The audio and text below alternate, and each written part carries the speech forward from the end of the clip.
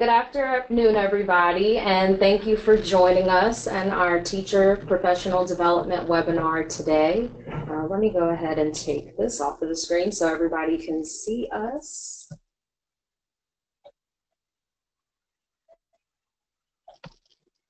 But again, thank you all for joining us here today. Before we get started, I'd like to introduce us. My name is Shelby Johnson. I'm the Distance Learning Specialist here at the National World War II Museum, and this is Dr. Joshua Goodman. He is our Curriculum Specialist here. And today, before I hand it over to Dr. Goodman, I want to do a quick review on our technology so everybody knows what we're working with. So let me share my screen with you all again. So coming up on your screen, you should be seeing an image of what your view looks like. And if you look to the right of your screen, you'll see that there's an icon with a question mark. If you have any questions throughout this program, if you have any technology issues, you can go ahead and click on there, type them in, and I'll be on the sidelines reading those and responding to them. And any questions for Dr. Goodman, I'll hand those over to him at the conclusion of his presentation. If you look underneath that, you'll see another icon. That's the handout section, and that's where we have the handouts for today's program. We have an excerpt from the Pelican State Goes to War, Louisiana and World War II Teacher Curriculum Guide. But that's what he'll be reviewing today if you haven't received that via email yet. And one last thing I want to mention, make sure you have all of your windows closed out that aren't necessary for this program. If you do have those windows open, it's going to slow down your software. So if you're having any technical difficulties, it may be because of that. You can also try exiting out of the GoToWebinar software and logging back in, and that usually fixes any kinks that are happening. And one last thing I do want to mention, the Pelican State Goes to War exhibit is going to be here at the museum through April 29th, 2018. So if you are local, we hope that you get the opportunity to come and check it out. And if you look underneath the dates there, I've put the link to our public programs. So we do have public programs coming up that align with this exhibit. We have one on Wednesday, December 6th, where we have an interview with a World War II veteran. On Thursday, January 18th, we're going to have a documentary screening on French-speaking Cajuns who participated in World War II. And then on Wednesday, February 21st, we're going to have a panel of authors discussing the African-American Louisianian experience in World War II. So now that we've gone over all of that, I just want to mention again, if you have any questions, make sure that you're typing them into that box, and I will be monitoring those. And Josh, I'm going to hand this over to you. All right, perfect. All right, welcome everybody. Thank you very much for welcoming me, both of us into your classrooms today. On behalf of the National World War II Museum, we're really thrilled to have you joining us today for a webinar about our newest special exhibit, the Pelican State Goes to War, Louisiana and World War II. It's obviously a very special exhibit to us since we have been right here in Louisiana since the museum opened, and this is something that we hope is going to be really special to the folks who've been so good to us over the last few years having the museum here. So let me see if I can move forward in my slides here. Just to give you an idea of what we want to get accomplished today, we want to recognize the diversity of Louisiana's contributions to victory in World War II, which means getting a little bit outside of maybe sometimes what we usually cover in these classes. We just did a live version of this webinar on Saturday, and one of the things, or rather a live version of this workshop on site here at the museum on Saturday. And one of the things I had the opportunity to do was to talk with a number of teachers. We had about 25 folks there to talk about the kinds of things that Louisiana teachers usually teach when it comes time to talk about World War II, either at the 8th grade level or in a world history class or a U.S. history class. And one of the things that we found was that there are a lot of folks who talk about the Higgins boats that were produced right here in New Orleans and some of the other really big ticket items that were produced right here along the coastline. Well, one of the things that the Pelican State exhibit does, and one of the things that the curriculum guide does, is it talks about Louisiana's contributions to the war more holistically. I mean, we tried to get everything in here all the way from New Orleans to Lake Charles to Shreveport to Monroe and every place in between. So we're going to definitely focus on geographic diversity in this. We also want to explain how World War II transformed the state economically and socially. World War II is tremendously significant in thinking about how Louisiana changes during the second half of the 20th century, so we'll look at that. We'll also look at a couple of strategies for helping students understand Louisiana's role. And the biggest way we can do that is through the 2 lesson plans that we have provided in the curriculum guide. And I should mention that all of you will be receiving the full version of the Louisiana in World War II curriculum guide that we've just developed. You have an excerpt in your handouts that you got in your email. You also have it accessible through the button that Shelby mentioned, but we'll be emailing you the full version of that. It's got all kinds of goodies. We'll also spend some time talking about what all is in there today. And as Shelby mentioned, of course, if you have any questions for me as we go along, I'm certainly happy to answer those. She'll just let me know that we've got a question, and I'll make sure to get to them. So how exactly we're going to do this? I'll spend just a few minutes talking about the Pelican State exhibit itself, because while it is going to be here in New Orleans until April, the exhibit is going to travel. We're very excited about offering this exhibit to a number of cities around the state, and we do know of a few dates of where it's going to be in the future, and then there's some other places where we know it's going, we just don't know exactly where. So I'll fill you in on all of that. Then we'll spend somewhere in the neighborhood of 20 to 30 minutes giving just a quick overview of Louisiana in World War II, again, being holistic in our coverage of the state, not just thinking about what's going on right here in New Orleans, which I think is a big emphasis that we normally have here, and we're certainly very proud of it, but there's a lot going on in other parts of the state, and we want to make sure that everybody gets their due. So we're definitely going to spend some time talking about that, and then we'll go through the 2 lesson plans that are included in the curriculum guide and look at some ways that those lesson plans can be customized to maximize their use for you in the classroom. So here we go. So what you're seeing here now, this is the Pelican State Goes to War, Louisiana in World War II. This is where it's located right now in the special exhibit space here at the National World War II Museum in New Orleans. You can see it's a colorful exhibit. We've got lots of great artifacts and lots of information that's in there. We've taken some really interesting pieces that were used in some of the different factories and some of the different military installations and blown them up nice and big so that you can see them and analyze them for yourself. There's a lot in here about the different military installations that were in the war. The fact that Louisiana was home to a number of prisoner of war camps. That's something we'll talk about in a few minutes. We've got a lot in there about what it was like for everyday Louisianans to experience this war and to contribute to it in a myriad different ways. And so it's just a really great exhibit. Here's just an example of a few of the artifacts that we have in there. And these do travel with the exhibit, so that's an option for when the exhibit travels. So it's something that we're very excited about being able to provide to the state. So let's look for just a minute at what the Pelican State exhibit is going to do. Right now it's here in New Orleans, and it's going to stay here until the end of the school year.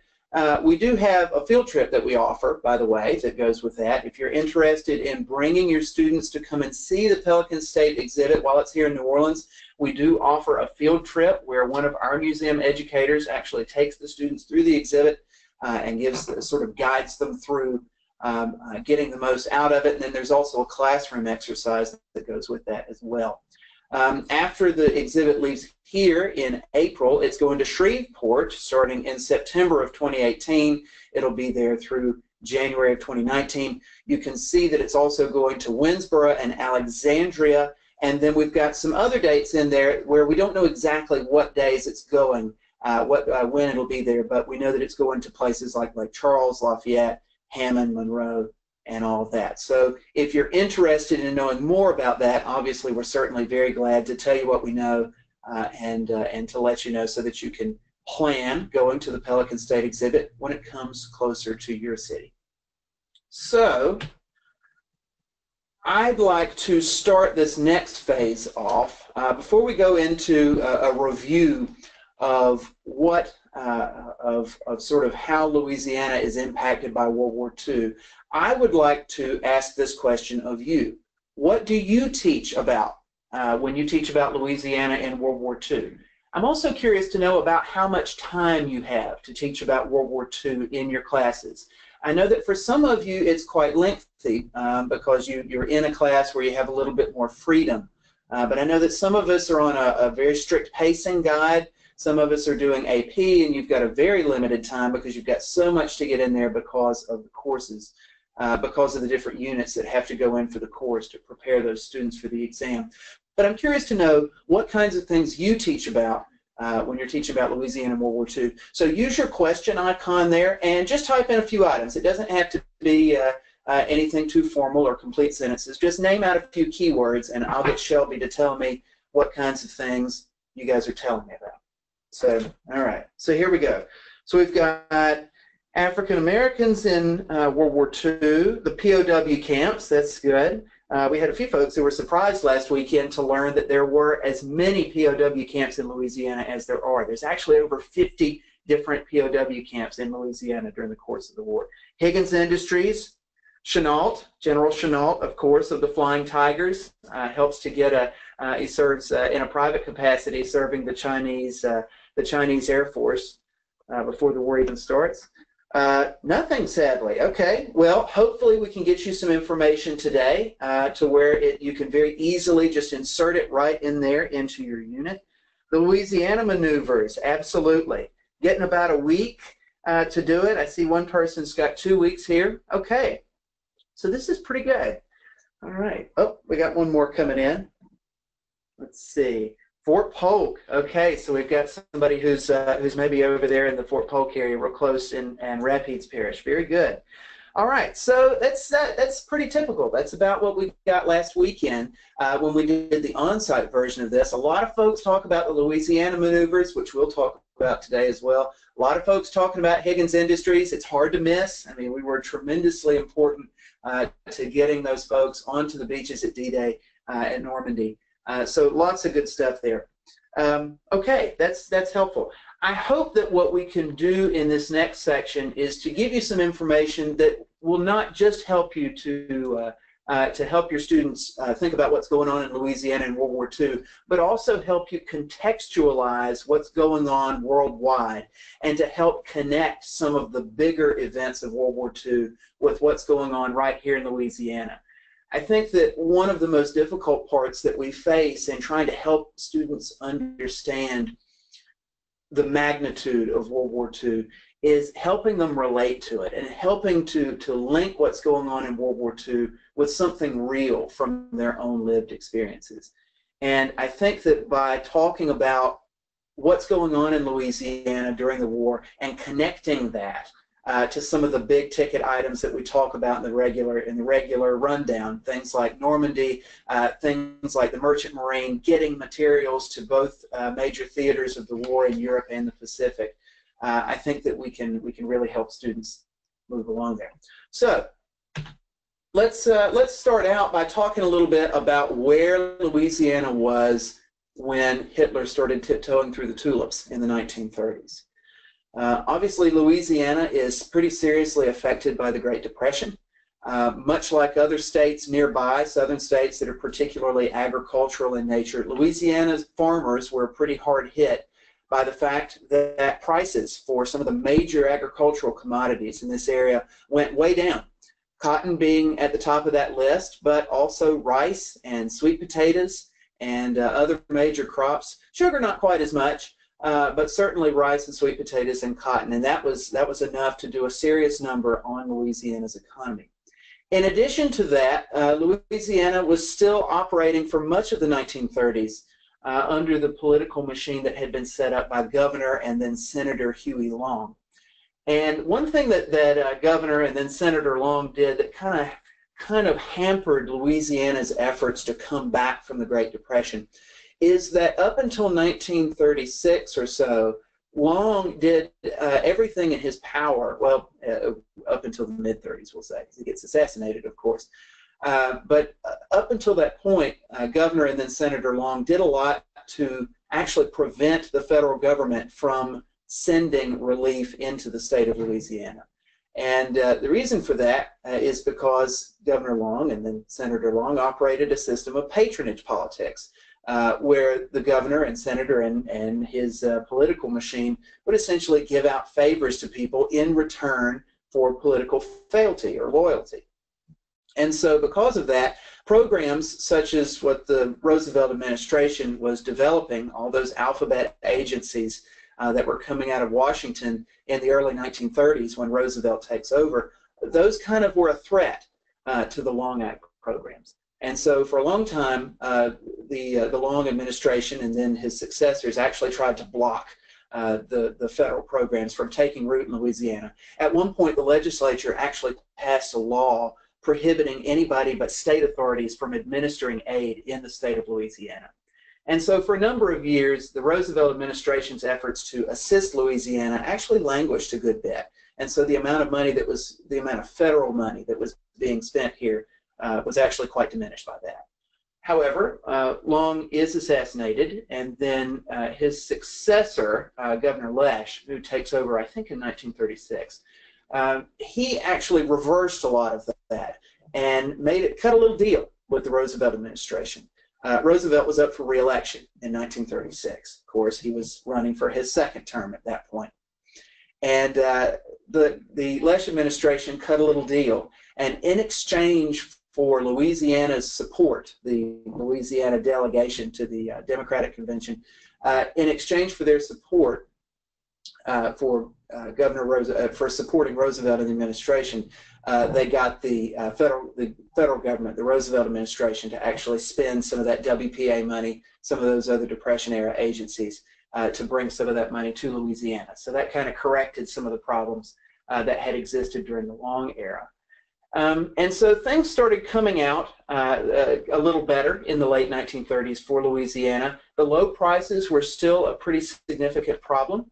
And there were still a number of people out of work, pretty significant number of people, it's in the thousands at that point, who were out of work in Louisiana or underemployed on top of that. And that state of affairs existed right up until World War II began. So the question then is, what could get Louisiana out of the Great Depression? What could sort of move the state that extra step to get moving? And a big part of that is the movement to get the United States of America prepared for World War II. Now, during the lead-up to Pearl Harbor, there was, as you know, a considerable debate about how the United States should respond to the threat of war. In Asia to some extent, but mainly in Europe. That's where eyes primarily were. That's where the Roosevelt administration in the late 1930s was particularly concerned, was what was going on in Europe. And there were essentially two sides to this. You've got the interventionists and the isolationists. And obviously there's members of the American public who were all along the spectrum there, but that's kind of the two, to simplify it here, we'll say you've got interventionists and isolationists.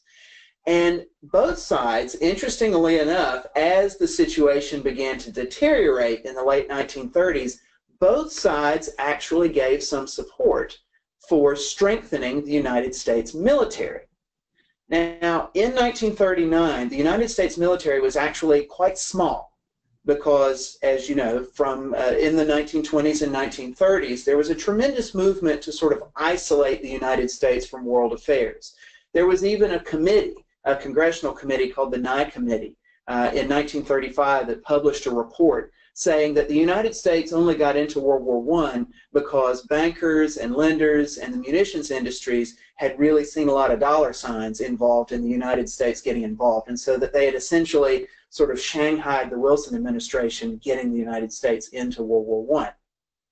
And because of that, there was a pretty tremendous move to keep the United States out of future wars and to do whatever possible was necessary, do whatever they could to prevent the United States from stepping back into that situation again. And that's a big part of where we get the Neutrality Acts of 1935, and then there's several other Neutrality Acts after that.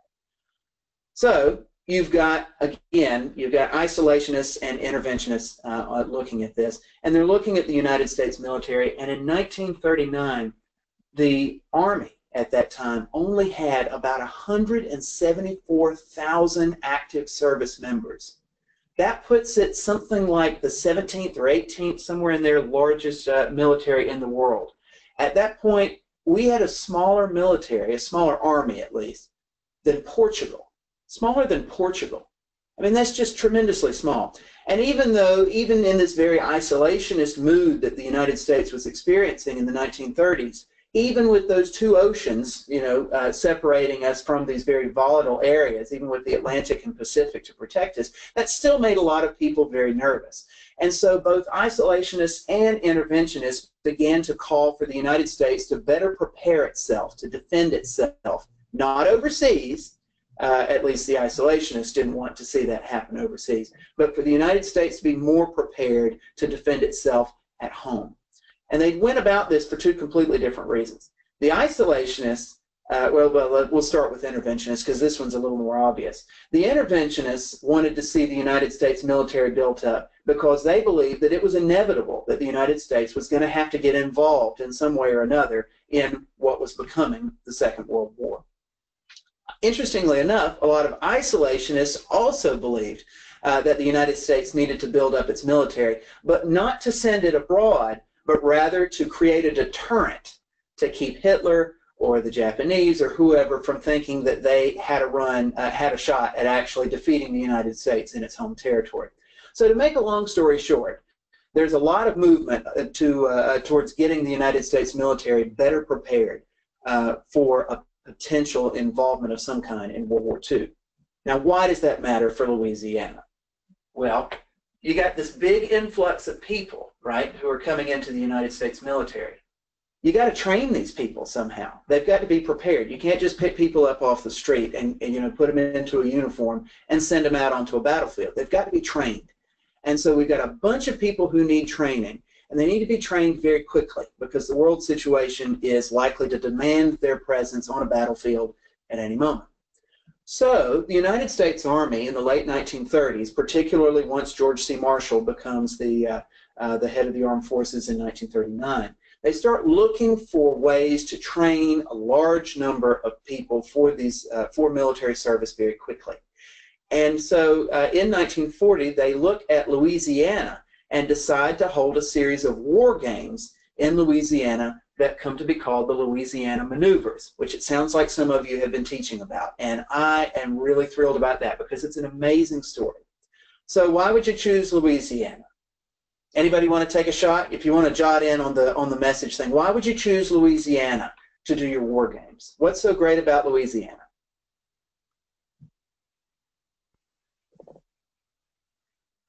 Let's see. Oh, we got somebody responding on here. Let's see. Yeah. Yeah, it's a large state, absolutely. Whoever brought that in, that's a very good point. Lots and lots of territory.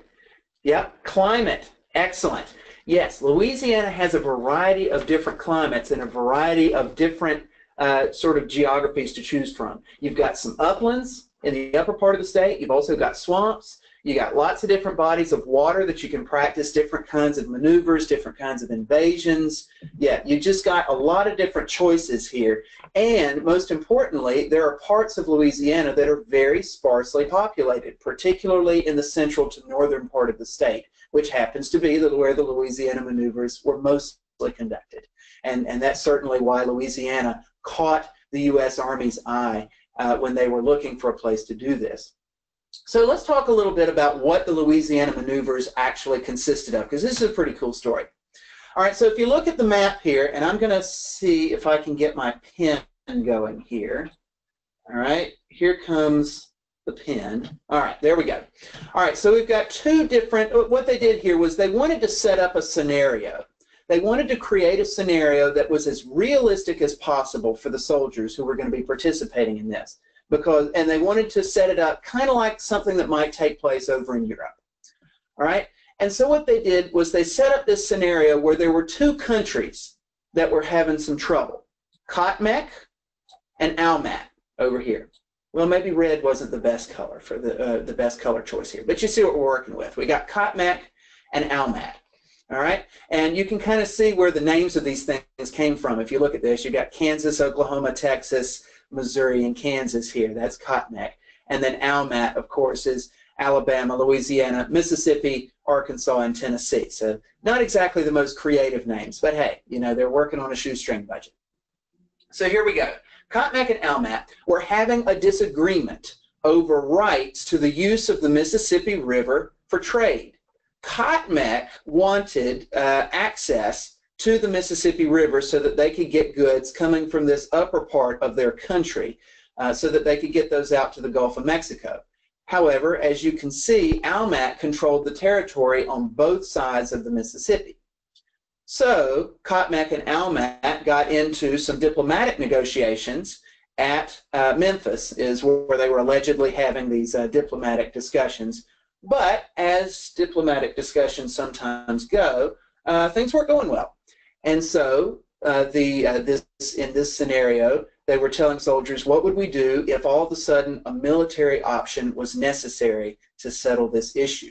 And so they decided to stage what it would look like if the armies of Cotmac and Almat were to fight each other down here in the central to northern part of Louisiana.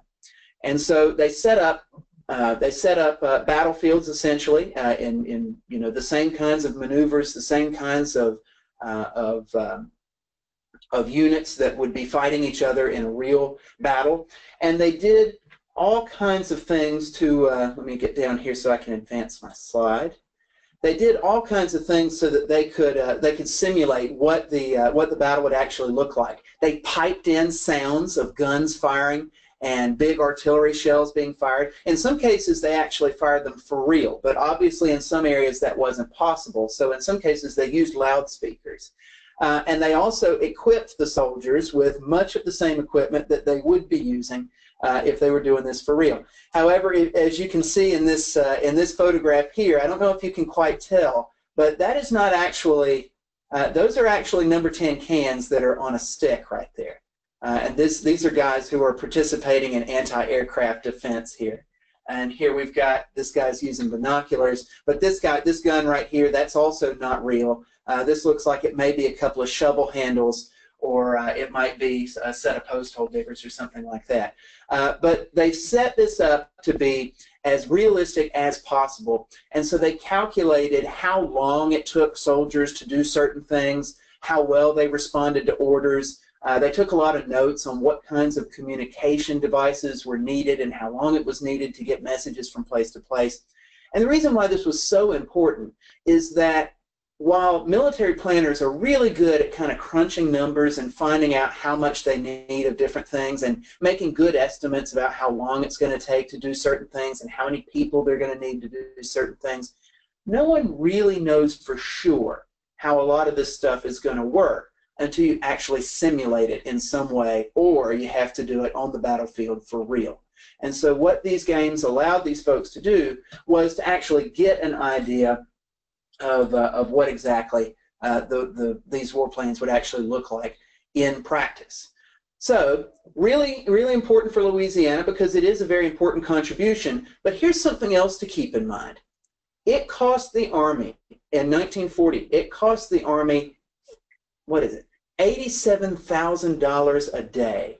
$87,000 a day to conduct this. Now that's going into logistical planning, it's going into the food that they purchase to feed these soldiers, that's going into the fuel that they purchase to go into their vehicles, rentals of any equipment that they needed to get, signage, anything that they're purchasing in these communities, $87,000 a day. And not only do they do the Louisiana maneuvers in 1940 with about 60,000 soldiers, but it's so successful that they actually do it again in future years. In fact, in 1941, the Louisiana maneuvers that were done in 1941 were the largest war games in American history, with over 400,000 individuals participating. So multiply that, think about that many people coming into the area. And they can't be fighting all the time. Those soldiers go on liberty. And of course, when they go into the nearest town or something, they're going to spend that paycheck. They're going to spend part of it at least. And so a tremendous amount of that $87,000 a day in 1940, and then however much was being spent on the much larger maneuvers the next year, a lot of that's going to be going into the local economy. So that's very significant. So there we go with the Louisiana maneuvers. Now, once the war gets going, there are a number of other military installations that take shape across the state. So let's just take a look at these. One of the biggest things is Army Air Force bases. So, for example, you've got an Army Air Force base at Monroe. There's one at Shreveport. There's one down here at Alexandria. There was one that did nothing pretty much but serve Camp Beauregard, which is one of the training camps that was located in the Alexandria area. You've got one at Lake Charles. You've got one at Baton Rouge. You've got one at Lafayette. There's one in Hammond. New Orleans was a little different because it had a naval air station, so it wasn't operated by the Army, but New Orleans did have a naval air station. Houma also had a naval air station down there. Something else about New Orleans is it was the headquarters of the 8th Naval District, which was pretty significant because that's where you've got a lot of top brass who are doing a lot of the planning and doing a lot of logistical work for a pretty significant chunk of the Navy. So that's another big important thing for New Orleans. You've also got a Coast Guard station here at New Orleans. So that's another branch of the military that's doing a lot of work there. You've also got several training camps throughout the state. You've got one up here at Camp Ruston. You've got Camp Beauregard right here in the Alexandria area. You've also got Camp Livingston. And let's see, you've got Camp Claiborne right here in the Forest Hill area. Then you got Fort Polk over here in the Rapides Parish area. And so you've got just a tremendous number of military installations all over the state. And they're doing this for the same reason that the Louisiana maneuvers were good. You've got lots of territory that's relatively inexpensive, fairly sparsely populated territory, so you can have rifle ranges and artillery ranges and things, and you can practice, let soldiers practice using some of this equipment and doing some of these training exercises. You don't have to worry about a lot of interference from what's going on in the civilian world just outside. I mean, you've got just a tremendous amount of forested territory and open fields in this middle to northern part of the state. So it's just an ideal place. And this is a trend that actually takes place throughout the South. I mean, there's a tremendous, just billions and billions of dollars that are spent by the federal government throughout the South to set up these training areas. Not just because of the climate, that's a huge part of it, since you can train year-round in the South, but just because you've got so many areas that are given over to agriculture or they're heavily forested. It's just perfect for doing a variety of different military maneuvers. So just to give you an idea of what some of these places look like, this is Camp Beauregard, which is located just outside of Alexandria. And you can look at this, and we're not talking about, even though it's called Camp Beauregard, we're not talking about a bunch of pitch tents. This is a veritable city that's here. I mean, you've got all of these here are probably barracks that you've got here, so a pretty sizable number of soldiers that are operating here. And you, of course, need all kinds of different things to service all of these soldiers.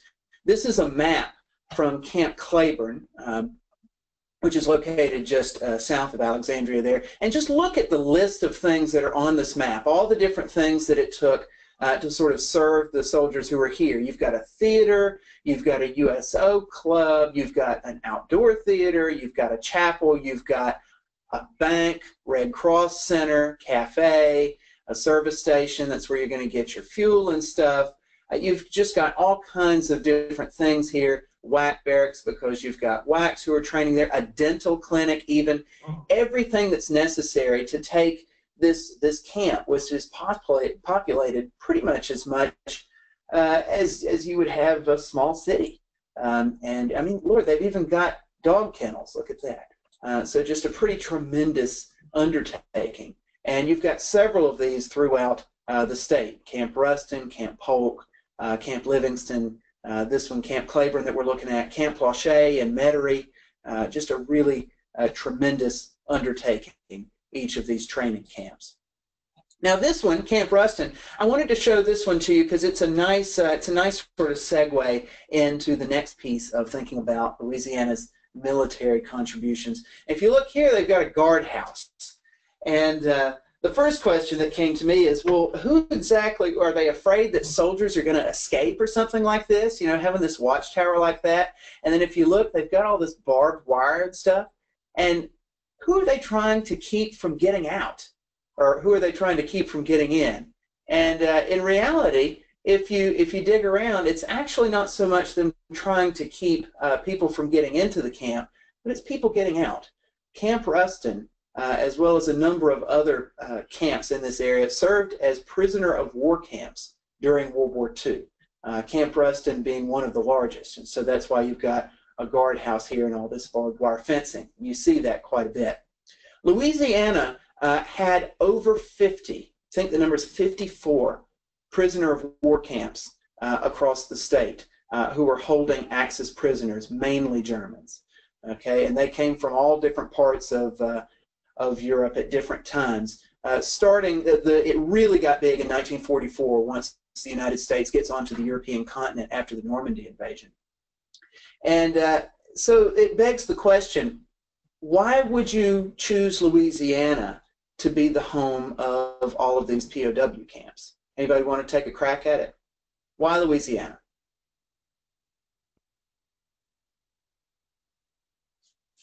And remember, you use your question box there that's off to the right there to put in a response.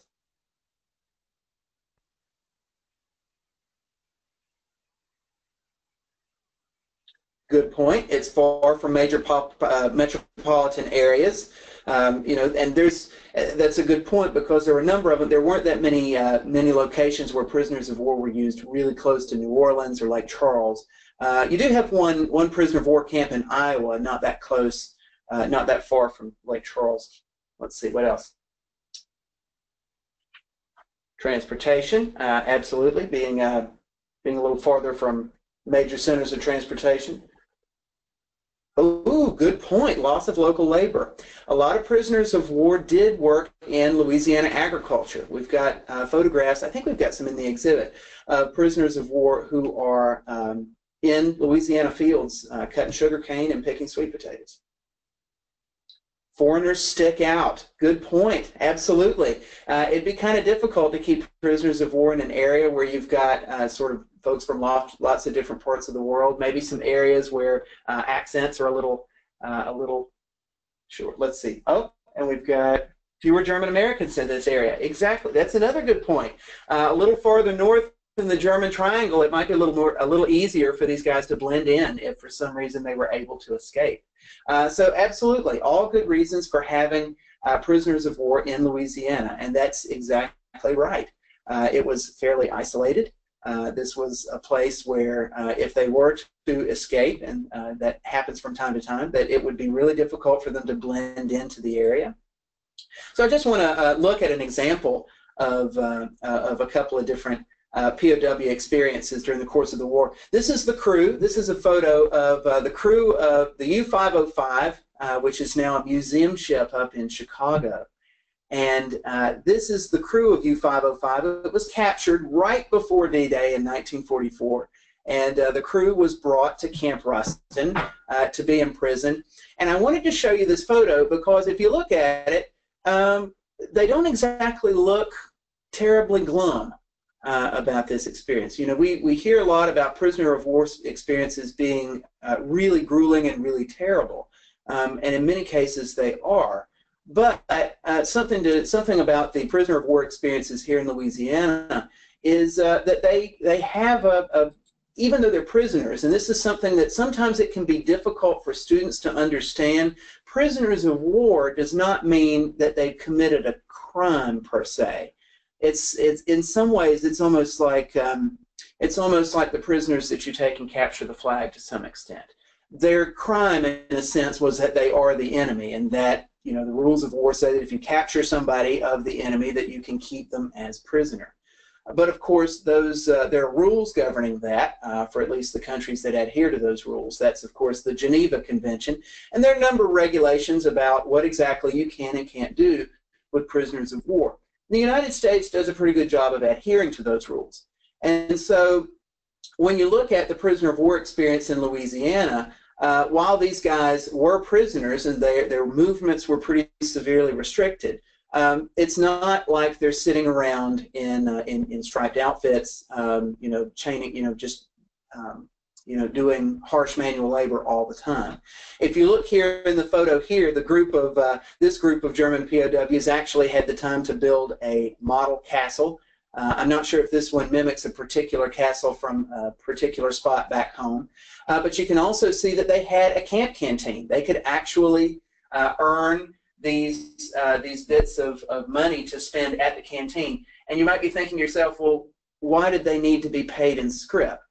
Well, if you think about it, if they were given United States currency that would work outside the camp, if they were to escape, that might actually help them get out and get farther away from the camp. So they were typically paid in this scrip money. So there you go. All right. So that kind of let's shift gears here a little bit. I'm going to look at my time here and see where we are. Excellent. We're doing good. Let's talk a little bit about industrial contributions to the war. Now, typically, and you guys pointed this out in the first part where I asked you what kinds of things you talk about when you're sharing things about Louisiana with your classes, you're talking about the Higgins boats. And of course, this is a photograph of one of the several Higgins boat factories here in New Orleans producing PT boats, patrol boats, torpedo boats, and the landing craft that were so critical to the landing at Normandy for the D-Day invasion in 1944. And yes, this is a tremendous and very significant thing that Louisiana was able to contribute to victory in World War II. But one of the things we've done with this exhibit is we spent a pretty considerable amount of time looking at ways that all parts of the state, not just New Orleans, contributed to victory. So let's just take a look at the map here and let me point out a few things for you. One of the other things, and this is one of the high dollar items that was absolutely essential and in constant use during the course of the war that Louisiana was able to do is petrochemical items, petrochemical products. Something like 26 new oil fields are discovered in Louisiana during the course of World War II. Most of those are up here in this part of the state. But the refineries that are actually turning these products, this crude oil into main usable products, a lot of them are located right here in Lake Charles and in Baton Rouge. Both Lake Charles and Baton Rouge were responsible for, companies in those two cities were responsible for producing high-octane aviation fuel. And then both cities actually were also involved in taking petrochemicals and creating synthetic rubber. Now, prior to World War II, the vast majority of rubber that was in use on vehicles and, well, anywhere rubber was being used, it was natural rubber, okay? And the federal government did try to build a good relationship with Central and South American countries where they could get a lot of rubber from those countries to satisfy the needs of the war, but it was nowhere near enough. And so there was a huge acceleration in the production and the refinement of synthetic rubber during the war. And Lake Charles, the City Service Incorporated, that's one of the big companies. You can actually see their name on one of the roads as you're passing through there on I-10. You see, I think it's called the City Service Incorporated Street or Road or something like that. When you see that, that company really got big during World War II, providing synthetic rubber and other petrochemical products to the war effort. But also, Firestone is also really big in Lake Charles as well. In Baton Rouge, you've got Alcoa, the Aluminum Company of America, producing aluminum during the course of the war. That's very important. You've also got the Standard Oil Company of Louisiana that's operating in Baton Rouge, also a very big, important source of petrochemical products, especially high-octane gasoline. So as far as the Higgins boats in New Orleans, that's one company that was building boats, but you also have the Delta Shipbuilders Company. There's also a company called the Canulet Shipbuilders Company, or something along those lines, in Slidell. So there's boats being built up there. Now they built slightly different boats. They built tugboats up there in Slidell. Slidell was definitely involved with that. Another big thing is food. Louisiana, especially in this central and northern part of the state, has a tremendous amount of land that's under cultivation for things like rice and sweet potatoes, corn, other vegetables like that. And that's tremendously important. And a couple things you might not think of. For example, right here at Ruston, there's actually an egg dehydrating plant at Ruston that operates right there. And think about if you've ever seen one of those K rations. If you've ever used one of our Operation Footlocker, our traveling artifact trunks, and if you haven't, I certainly encourage you to get a look at that program. It's really great. We use real World War II artifacts. It's great stuff. Some of those trunks have K rations in them, and the breakfast rations would have powdered eggs. Well, guess what? A lot of those powdered eggs actually came from this part of the United States, and Ruston had an egg dehydrating plant that was making a lot of those eggs for the war effort. There's also companies in Lafayette and also up here in St. Francisville that are producing various foods for the course of the war. The B.F. Trappe Company and a couple others down there as well. Let's see, where do we have Thibodaux? The Thibodaux Boiler Works Incorporated, they were making a number of metal goods for ships and different things there, so that was particularly important. Opelousas, right here at Opelousas, just a little bit north of Lafayette. They had a sweet potato dehydrating plant. It was Dezosh & Sons is the name of these. And by the way, all of these companies that I'm naming off, and I know I don't have them written here, these are all incorporated in the first lesson plan that we're going to talk about. So never fear. If you're trying to write these down furiously scribbling, don't worry about it. They're all going to be incorporated in the lesson plan, so you don't have to worry about that. They'll be there for your reference later on down the line. Just a couple more, just to point out a couple of things. Up here north of Monroe, there's a little town called Sterlington, and there was a plant up there that was making industrial ammonia, which is important for producing ammunition. Speaking of ammunition, here in Shreveport and over in Minden, you've got what's called shell loading plants, where they actually load the explosive materials into the shells that were fired from artillery pieces, and I think they did bullets as well. In there. So you've got just a tremendous amount of stuff that's being done. One other thing, since we haven't talked much about this part of the state, even the most sparsely populated parts of the state still had some involvement in producing for the war effort. There were a couple of timber companies in this area that I've squared off right here with my pen that were actually feeding timber directly to the Higgins boat factory here in New Orleans.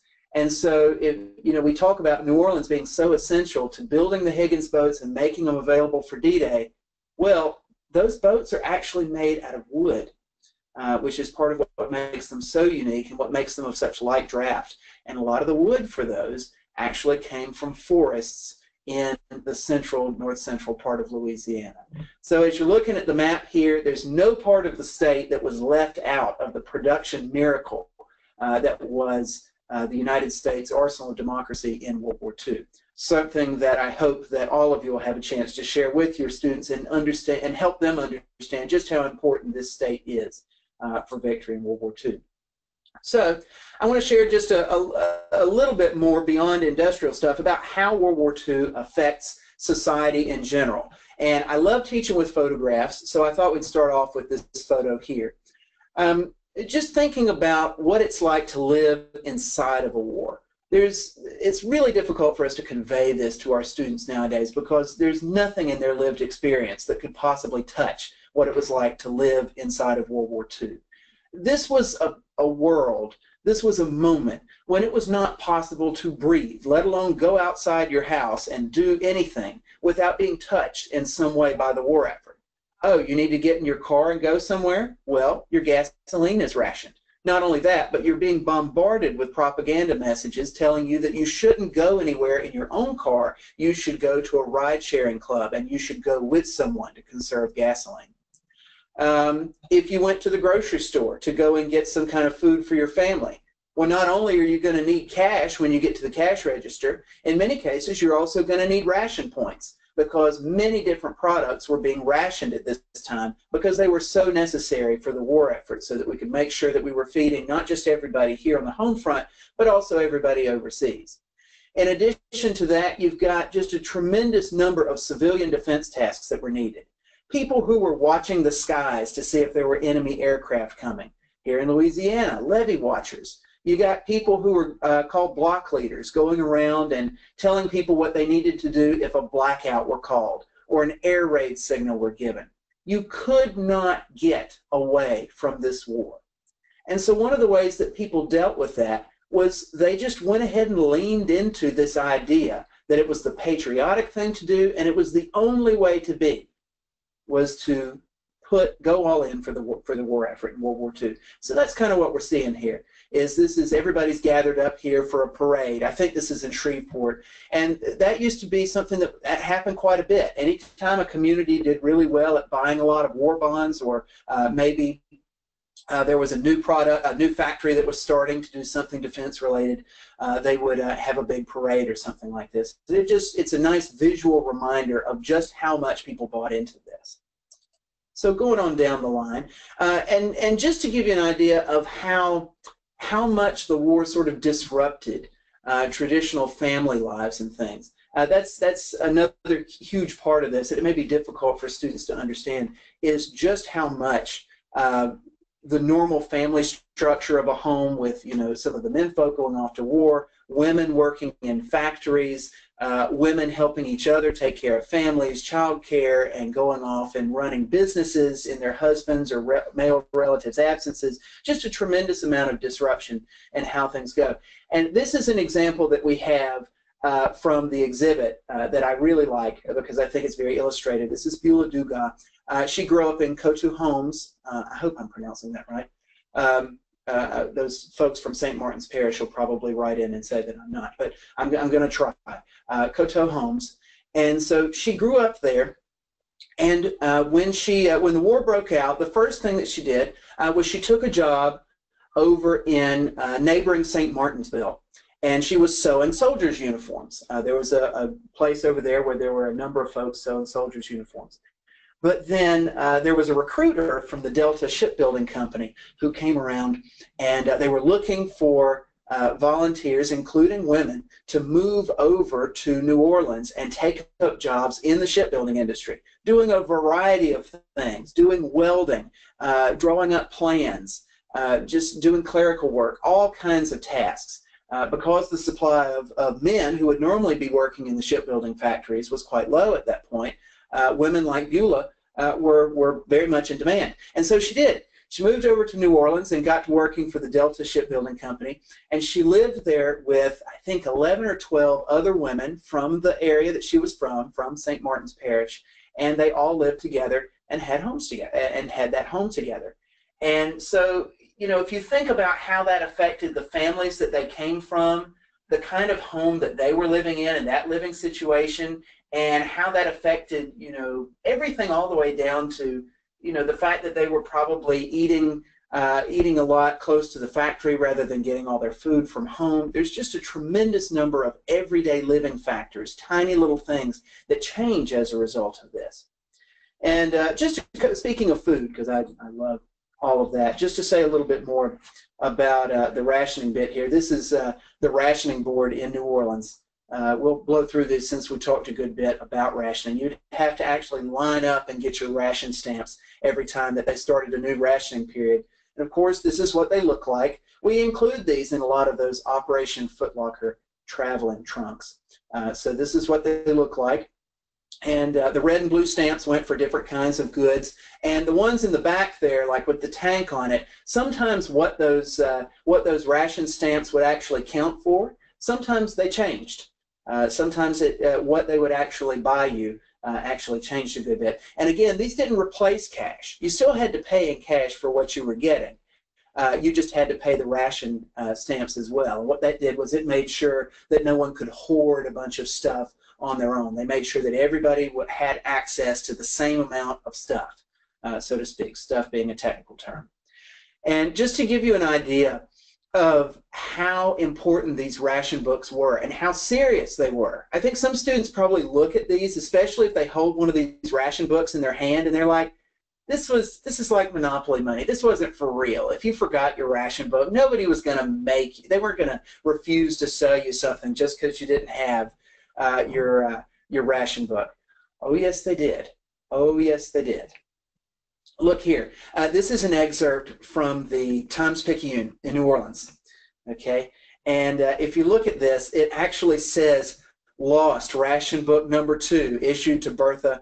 Let's see. Oh, I've covered right over the thing here. Avenel, Bertha Avenel, and she gives her address there. I can't tell you how many times in doing research for this program and other things, I've been going through the newspapers and I see cases of lost ration books.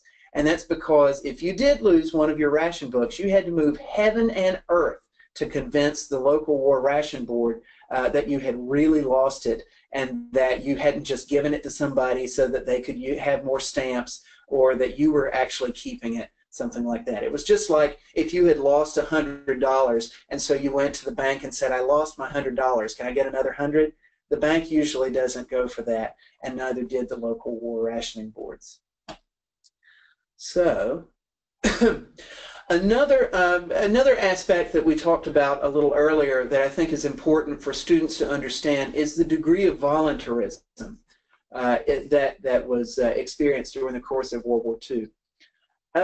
Even though there was a tremendous number of military personnel in and around Louisiana during the course of the war, there were still lots and lots of jobs that civilians were called to do to make sure that the home front was safe. This was particularly important in the major metropolitan areas, and even more important still in major metropolitan areas that were closer to the coasts, where civilian defense was particularly seen to be important because of the potential vulnerability of cities like Lake Charles, Lafayette, New Orleans, maybe even Baton Rouge, to an attack that came from on the water. As soon as the war broke out, there was already what was called the National Defense Council of Louisiana. That had already been established by the governor. It was a state agency that was established to recruit and train volunteers to take on various kinds of civilian defense tasks. And I mean, we're talking about everything. We're talking about auxiliary police, fire and rescue. We're talking about levee watching to make sure nobody tries to sabotage a levee and inundate a factory or inundate a field where a very vital food crop is being grown. These defense councils would do things like arrange child care so that groups of women who were working in factories but they had young children at home and maybe they didn't have an older relative, they would arrange child care for these women. They were the ones who coordinated a lot of these ride-sharing programs. People were strongly encouraged to share rides instead of riding in their own cars. And getting up to what we have on the screen right here, another thing that the civilian defense organizations in each parish and community that participated, and certainly at the state level, another thing that they were very involved in is preparing the population for air raids, gas raids. There were a lot of unknowns. Now, we know from having the benefit of hindsight that the United States home front did not have to worry about a tremendous number of sabotage attacks or things like this during the course of the war. But you got to remember, in the 1940s, especially in the earlier parts of the war, where the Allies really weren't doing that well, this was a very real threat. It was something that people felt like we needed to be prepared for. And so one of the things that Louisiana, being a coastal state, had to prepare for was what happens if we have an air attack. And one of the ways that you can sort of mitigate the destruction in an air raid attack is have a blackout, where people turn off absolutely all sources of light, because at this point in time, people who would have been driving those enemy bombers or something like that, piloting those planes, they would have had to do something to aim the bombs at the right spot. And so if you black out all the lights in a metropolitan area, it's a lot harder for them to find specific targets. It's a lot harder for them to sort of triangulate exactly where they are. And so blackouts were very important. And on a couple of occasions, they actually had statewide blackouts all across the state of Louisiana. Now, you can imagine that a lot of folks up in Ruston and Shreveport and Monroe and places like that are probably rolling their eyes thinking, well, how's that going to, nobody's going to, no enemy plane is going to come all the way in from the Gulf of Mexico and bomb Shreveport, surely not. But in the spirit of voluntarism that was so prevalent in World War II, even those cities were full participants in programs like this. In fact, one of my favorite stories, there was a statewide blackout that was planned for sometime in 1943. Don't quote me on that, but I think it's 1943. And the city of Monroe ran into a little problem. They wanted to participate in this blackout, but they didn't have a way to shut off all the city streetlights from one switch. And so they actually posted a notice in the newspaper, because there'd been a lot of public consternation about, you know, how are we going to do this? How are we going to actually do this? And our street lights, how are we going to turn off all these lights? The city actually arranged for city employees to go around and unscrew manually every light bulb, every street light bulb in the entire city of Monroe, just so that they could participate in this statewide practice blackout. Now, if that's not the spirit of volunteerism during the course of World War II, I don't know what is. So, another thing that folks did on a volunteer basis during the course of the war that I think was particularly cool is what they called the Ground Observer Corps. At this time, radar was in its infancy, so even if an enemy aircraft came in, there wouldn't necessarily be a lot of early detection on the Army's part to do this. And it was tremendously expensive in terms of manpower for them to have trained military personnel just watching the skies for hours and hours on end every day.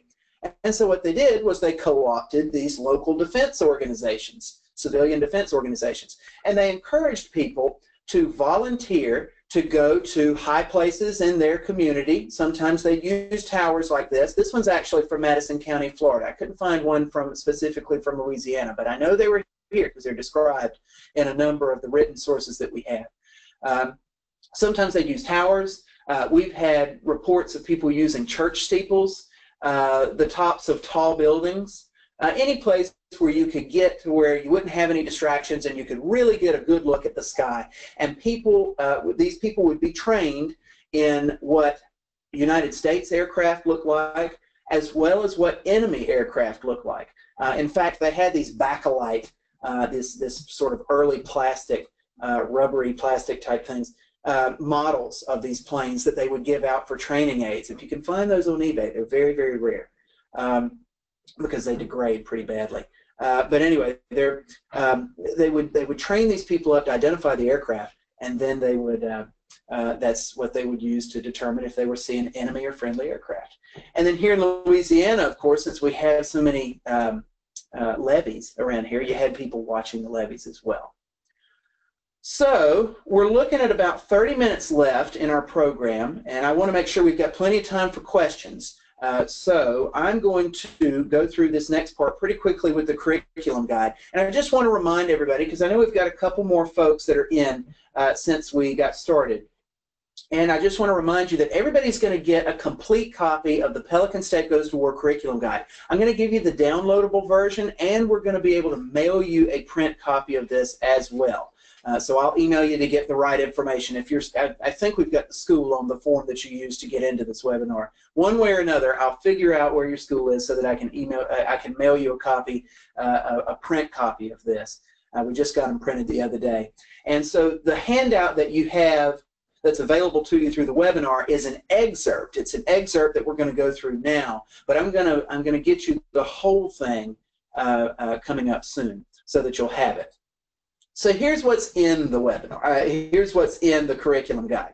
And if any of you have been using our Collection to the Classroom series of curriculum guides that we just started producing last year, we've got the War in the Pacific and the War in Europe.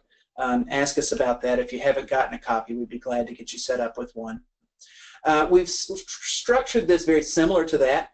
In the earlier part here, we have a nice introductory essay that essentially covers a lot of the same things that we just talked about, not quite as much in detail, but certainly a good introductory essay. It's meant to be right about 8th or 9th grade reading level, so you may use this for yourself, or you may use excerpts of it for your students. That's up to you.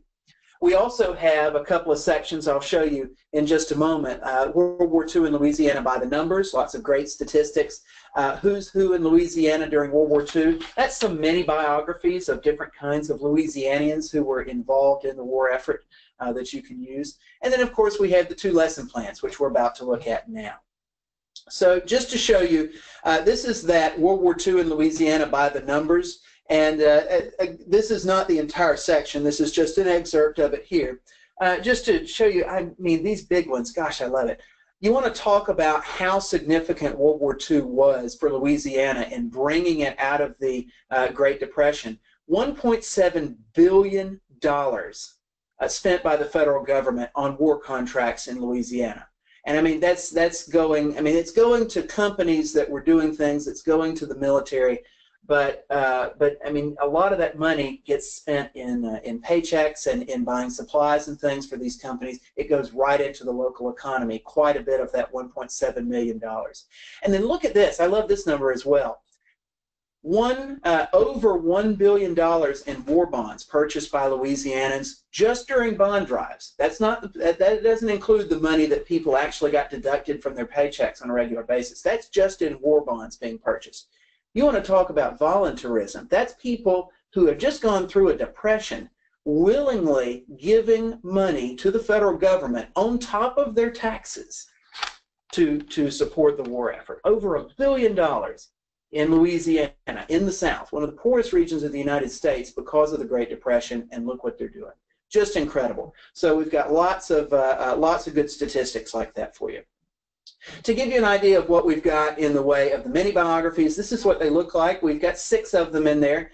We've got Dr. F.G. Clark, who was at Southern University in Scotlandville, just close to Baton Rouge, who was tremendous in involving African Americans in the war effort here in Louisiana. Of course, General Chenault. We've got a number of other folks in here who have some really inspiring stories. And I hope that you'll be able to use those in your classroom, again, to bring this down to the individual level. I think that one of the things that textbooks do that frustrate us as educators quite a bit is they talk about the war as this great big overarching narrative where things just keep happening, and things just happen.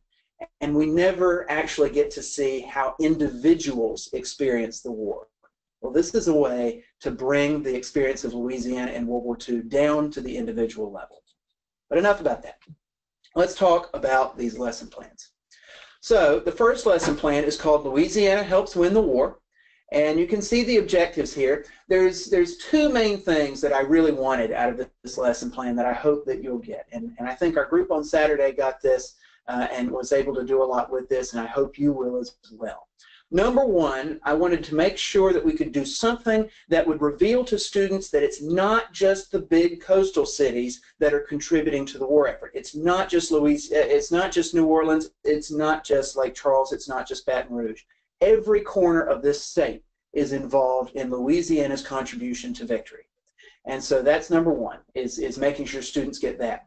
Second of all, we wanted to give students an opportunity to actually discover knowledge, not just absorb knowledge. I like for students to be discoverers of knowledge, for them to actually read primary sources on their own and to use those to draw conclusions about Louisiana's role in World War II. So, Josh, Mandy has a question. Sure. She wants to know, is this appropriate for 1 to 2 60-minute class periods, 40 minutes, 90 minutes? That's a very good question. Depending on how you deploy this, you might be able to get away with doing it in a single 60-minute period.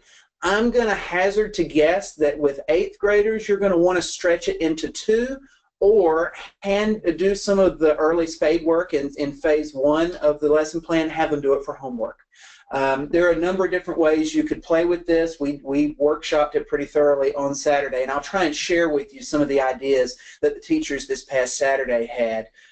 So I'm gonna say you could get it done in 1 if you've got good readers who are going to be on task, and if you really check in with them and kind of provide some scaffolding. But working with those 8th graders and any younger than that, you're probably looking at 2 class periods or 1 class period that's going to be really full, and then some homework ahead of time. Good question.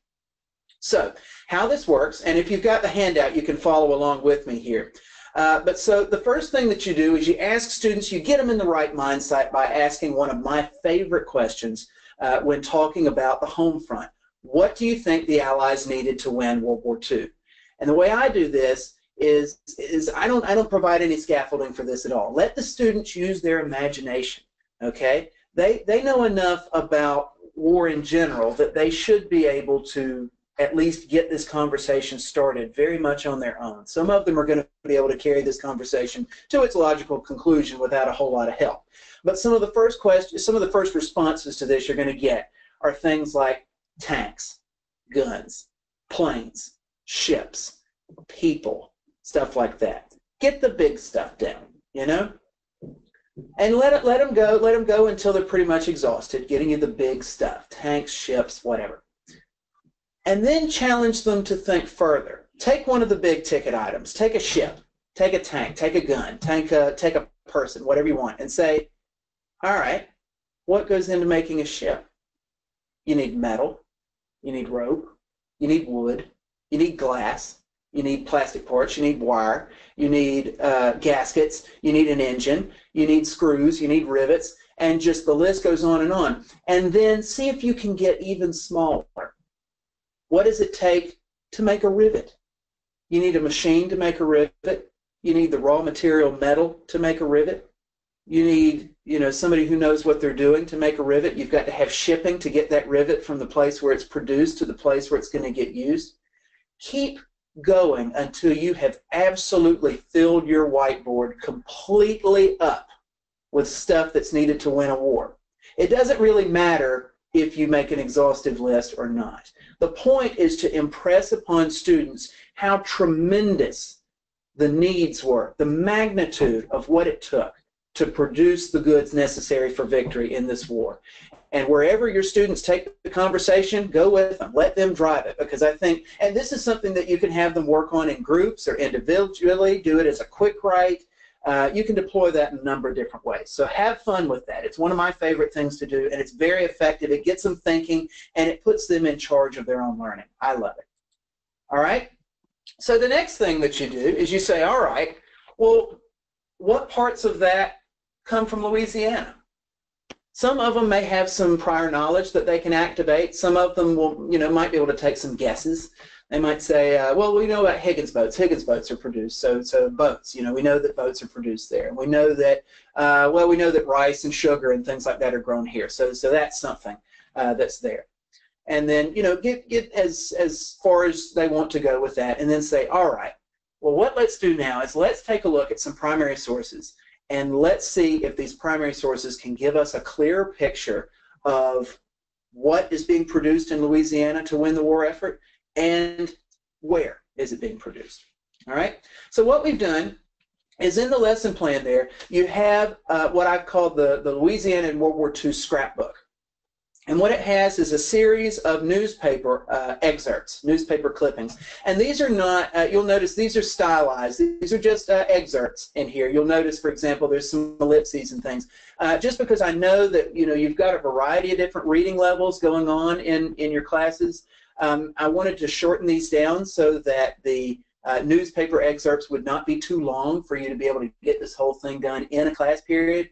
And there's a number of different ways that you can divide the students up into groups and assign them just pieces of the scrapbook to analyze, so that no one student is having to read 5,000 words or anything like that. I mean, you can get it to where it's just a very small amount of reading that each person's having to do. But obviously you can split this up however you like, depending on grade level, depending on reading level, depending on the time you have available. These are just 2 of the newspaper excerpts. I think there's a total of 14 in the whole scrapbook. So the task that the students have before them is to go through these newspaper excerpts and identify on the worksheet that we include. Each excerpt is going to include the name of a company, the name of a product that company is producing, and the location where that product is being produced. Okay? So I'm going to go back real quick to this. So if I look in here, now this is the Shreveport Times. But this is one thing to keep in mind when your students are doing this. Just because the newspaper comes from Shreveport does not necessarily mean that the company being discussed is in Shreveport. That's one place they can get a little tricked up. We learned that on Saturday. All right? But each one of these, as you go through, you're going to be able to get the name of that company, the name of the place, the name of the city where the product is being produced, and then, of course, in this case, you get the place, the company, and the product all in one place. In other articles, it's a little more spread out. but they get all of that basic information. They're looking at a primary source, a newspaper clipping from the time period. They're getting all of that information, and then they're putting it onto this table here. And so they collect, over the course of looking at the Louisiana scrapbook, they collect a whole list. And here's my list. I've gone through and done the first 10 here. And so you can just go through and add as much space as you need on the table. I've listed here a list of all the different things that they'll encounter in those newspaper articles. And so you can see that there's quite a bit of variety here. You've got a variety of different products. You've got a variety of different places, all the way from the coastal regions up to the northern part of the state, folks who are in the middle. We've got smaller towns. We've got larger towns. We've got all kinds of different things. So once they get this list produced, the next thing that we want them to do is to group these products that are being created into some kind of categories. Now, depending on your students, you may want them to come up with their own categories, or if you want a time saver, you can come up with the categories yourself, whichever you like. And so we asked them to put the categories over here. Now, the ones I chose were military equipment, raw materials, ammunition, fuel, and food. And that's a lot of different categories. You could choose to do it completely differently. You could also choose to not create categories at all. You could just say, we're not going to do that part, and you could just say, we're going to do the next part of the activity talking about each individual product. It's up to you. Something else, if you're interested, if you're not in a city where one of these newspaper articles is from and you'd like to bring in some primary sources for them to analyze, this is totally customizable. You can add more sources into this, and it won't change the way the final product comes out. So, once they've got their list, here's their next task. We've given them a blank map of Louisiana, and we instruct them to fill this map out with the major cities. One thing that teachers said on Saturday is they thought it might be a challenge for students to be able to label the major cities in Louisiana. Certainly a good point. I handed my group that I was doing this with on Saturday a reference map to help them, give them a guide of where the major cities were. That's totally legitimate. You could also, instead of reproducing this completely blank map, you could choose to use a different map to give your students. Just make sure that it's something they can write on, that they can color on to make a clear map. All right? So what we asked them to do here is to show all of the locations around the state where these different categories of products are being produced. And I've actually created an example here for you of what this could look like. Now, this is very rudimentary, and again, you could do the categories completely differently if you wanted to. This is just what I did in just a few minutes, going through the gaming out the lesson plan on my own. And you can see that there's geographical reasoning going on in here because they have to figure out where things are. They have to think through the process of categorization and coming up with symbols for that, and thinking about how do we present information on a map that's clearly where somebody can actually read it. This ties in not just with 8th grade standards, but also with some of the geography standards as well. This may be helpful for you at the high school level as well. As we all know, and I hear this all the time about geography not being present enough in these history lesson plans, and so I hope that this is going to help you some. But yeah, so once they have this, they have essentially visually represented the magnitude of Louisiana's contributions to World War II. And, of course, once they get done with this, the last part of the activity, there's a worksheet in there that they can answer individually or as a group, or you could turn it into a group discussion. And it asks them to think about, all right, how would you describe, now that you've got this visually represented here, how would you describe Louisiana's contributions to World War II? And, of course, they're going to say something along the lines of, wow, Louisiana is actually producing a lot of different kinds of things.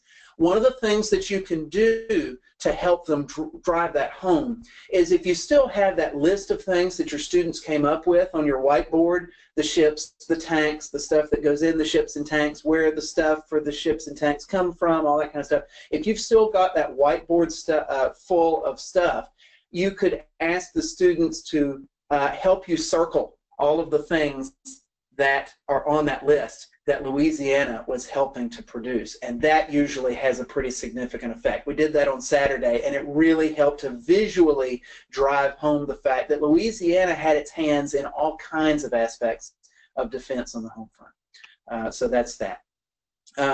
So I'm going to, just with the last couple of minutes we have here, I want to talk a little bit about the second lesson plan, which is called Just Picture It. This one is a little different. Lesson Plan 1 focuses on textual primary sources. This one focuses on visual sources, photographs and maps specifically. The objectives here are, number one, for students to analyze and evaluate visual sources as opposed to textual sources, because I think that students, when they get ready to do a project, they're always thinking, all right, what book do I need to look up? What newspaper article can I get? What Wikipedia article can I get? So they're always thinking about that. And we want them to think about how anything that's produced in the time period they're studying can potentially be a primary source. This activity is going to help with that. The other thing that we want them to do is to think about what it would have been like to train in Louisiana for the war. So we've got that content objective in there with thinking about what it was like to train during World War II. We also have the skill standard in there of analyzing a non-traditional primary source. So here's where we start. Just like the other activity, we like to start with a big picture question. Get your students to pretend that you want them to write an essay about what it was like to train for World War II in Louisiana, what it was like to be part of the Louisiana Maneuvers, or perhaps to be stationed at Camp Livingston, getting your basic training and preparing for going overseas. What kinds of information would you need to write that essay? And, more importantly, where would you get that information? There's that old cliche quote, the half of knowledge is knowing where to find it. This is an extension of that, perhaps in a non-traditional way. So ask them that question. No doubt they're going to say something like newspapers, maybe maybe a book's been written about the topic, maybe the military has some kind of records, maybe soldiers who were there wrote letters about their experiences, maybe one of them kept a diary, maybe there was a yearbook or something like that from the base. And these are all good answers, of course, right? I'm willing to bet that very few of them are going to suggest visual sources like a map or maybe even a photo. Some of them might say photo. But whether they come up with it or whether you have to sort of plant the seed, the point is to get them to think, well, what about a picture? What about a map? Are those primary sources? We know, of course, that the answer is yes. If something is produced at the time of the historical event you're studying, that's kind of the gold standard for a primary source. And so you can kind of orient them by saying the point of this activity is for them to see just how much can we learn about a topic based on a visual source like a photograph or a map. And then the way I've got it listed in the lesson plan, and again, these are very customizable. You can do them however you like. The way I've got them doing it is that students break up into groups and then they each individually analyze a photograph. And we've got 3 different photographs in there, all of them dealing in some way with training at one of these bases. This one's quite obviously from Camp Livingston. And it's very important that they understand that this is not a guessing game. You're not asking them to guess where the photo is. I mean, that is a question on the photo analysis worksheet that we provide, but it's not a guessing game. We want them to observe details in the photographs and to draw conclusions about what it was like for the people they see in these photographs based on what they see. So, for example, in this photo, some things that popped up on Saturday that you might notice is, all right, we've got some flaps right here that are rolled down. It kind of looks like window screens, so we know they didn't have air conditioning, but we know that they were going to want to roll these up, so it's probably kind of hot. We know that they had electricity because we got power lines here. We know that they must have been operating in a place that experienced rain and stuff like that pretty good because they've got a ditch here. We know that people are in groups when they go and do things. We know that there must have been quite a few of them because we've got lots of barracks here. Also, these are kind of small. They don't look super comfortable. And also, they've got canvas roofs. So these must have been put up kind of quickly at some point during the war. We've got this big building back here, lots of different things that you can point out as you go along. And let's see if I can erase all that. There we go. So the students go through, they pick out these details, and the analysis sheet that we provide encourages them to draw some conclusions based on what they've seen. Then they come back together as a group, share some of their findings, and then they get this to look at. This is a map of Camp Claiborne, which is located in Forest Hill, just south of Alexandria. And this is a little more literal, and I do this because I wanted them to have an opportunity to browse a map, because I love maps, and I think they're really good. There's a lot in here that you can get out of a map, but it's also a good one to do towards the end of class, because thanks to the key here, it's a little easier for them to analyze this together and get to some conclusions really quick, because they're not having to just rely on visual cues, they've got textual cues as well. And so we've already looked at this map once, so I won't belabor the point, but suffice it to say, students are going to be able to pick up pretty quickly on just how much stuff there was on one of these training bases. And it's going to enable them to draw some conclusions pretty quickly about the magnitude of what it meant to have one of these training camps and just how big they were. And then the activity closes out with the students sort of sharing their conclusions with one another, making some group conclusions, and then of course you break it down as a class. So those are the two lesson plans. We do have more things planned associated with this. I hate to tease you, I'm so sorry, but we do have a sort of a crowdsourced interactive map project where your classes will be able to submit information from your communities about World War II era people and places and landmarks and veterans and stuff like that that will go into an interactive map. Unfortunately, it's not ready to release just yet, but I assure you, you'll be the first to know as soon as it's ready. It's most of the way there. We're very excited about that, and that's another lesson plan we'll be able to offer that'll help you get the most out of talking about Louisiana in World War II. And Josh, we did have some questions and comments come in while you were presenting. Okay.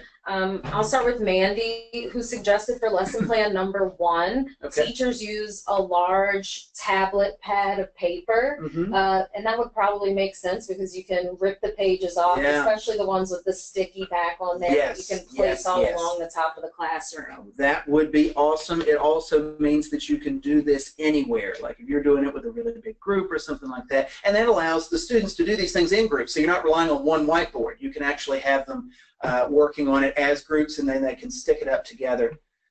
Yeah, that's a great idea. And let's see, Barbara B., she wants to know, what about the Louisiana citizens of German descent near New Iberia and Roberts Cove? Was there any problem with interactions between them and the German prisoners of war? Do you know about that? Not that I know of. Okay.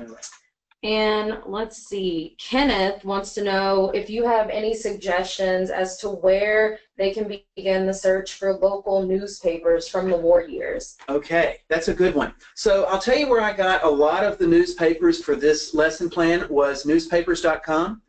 They offer a subscription for as low as like $8, $9 a month. That's really good. And if you're doing a project where you need that, you can just do a wait, are we still going? Yes. Okay, good. You can get a subscription to that. That's about like $8, $9, something like that, and then you can just do it for a month and then let it go if you want to. That's a great way to do it. Your public library, if you have a local newspaper, your public library should be able to get you access to that as well. Your school library may even have access to a newspaper database. If you find out that your local community, if there's a newspaper, like if you're from Opelousas or Shreveport or Baton Rouge or any, like Charles, there's several more, Lafayette, where newspapers.com has newspapers from your community, I'd encourage your media center to see if they can afford the $10 a month or $20, I think, for a publisher's extra subscription to get that in there. Because think about what students could do for local history research projects with that. That's my favorite. So public library and online databases like newspapers.com. All right, let's see. Adam wants to know where teachers can find ration books for classroom use. eBay. They're all over eBay, and they're not that expensive. Ration books were distributed in the millions during the course of World War II. And so, and even though they are paper, so they tend to, a lot of them are kind of starting to get a lot of dog-earing and wear and tear. A lot of those have been kept in boxes for a number of years, so when folks find them and put them out there on eBay, a lot of times they're in great condition. And you can still get them a lot of times with the stamp still in them. All right, Rob would like to know, did POWs work in Louisiana war production factories? I'm not sure whether they were working in factories. I do know that they were working in an agricultural capacity. I couldn't speak to the factories bit, but if that's something that you're interested in knowing more about, I can certainly refer you to one of our curatorial staff who's worked in that topic more deeply. Okay. And Amber wants to know, in the Louisiana Maneuvers, why were they using fake materials? That's a good point. Equipment shortages accounts for a lot of that, because as the United States military was ramping things up, a lot of that equipment was going to other places where it could more quickly serve actual units that were getting prepared and on alert to actually fight. Also, some of the pieces of equipment that were going to be used, you didn't actually want to use them because you didn't want to be firing live rounds of ammunition into the air if you were in a particularly populated area. So it's a mix. Sometimes they were firing real shells and real bullets and different things, and sometimes they were not. It just in that particular photograph they were using fake stuff, and that did get used a lot, but that was not universally true. And our final, it's not a question, it's a comment from Susan S., who said that her father's Boy Scout troop members took turns plane watching on top of the press box of Southeastern Louisiana University's football stadium in Hammond. We see that all the time. Boy Scout troops, the number of things that Boy Scout troops were doing, scrap collection, and not just scrap metal, also scrap waste cooking fats. I mean, there were even high schools that had grease clubs. Bolton High School in Alexandria had one. By the way, if you haven't used our World War II yearbook site, www.yearbooks.org, that's the number 2, not Roman numeral 2. And that Bolton High School yearbook is in there. They've got a whole grease club thing. But I digress. Boy Scout troops were doing all kinds of things. And I'm going to slide back on the screen to sign us off. Thank you again to everyone who joined us at the end of your school day. We really appreciate it, and we know that giving up that free time, that's really important to you. That's a sacrifice. So we appreciate you joining us and absorbing all of this information that Josh had to give us. And Josh, thank you so much for being here with me today. And teachers, if you have not yet received the curriculum, we will make sure that gets emailed out to everyone. Also, this webinar was recorded, so we'll email that to you as well. So if you're interested in sharing that with any of your colleagues, we would love for you to do that. It will also be available on YouTube as well.